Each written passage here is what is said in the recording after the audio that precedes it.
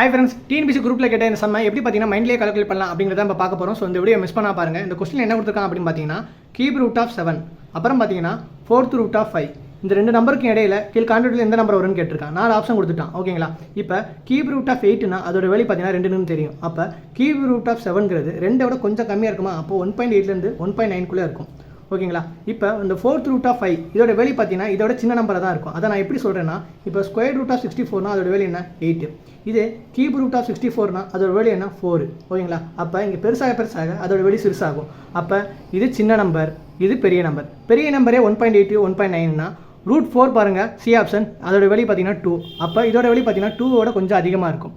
ஓகேங்களா? அப்போ இந்த ரெண்டுமே வராது. ஓகேங்களா?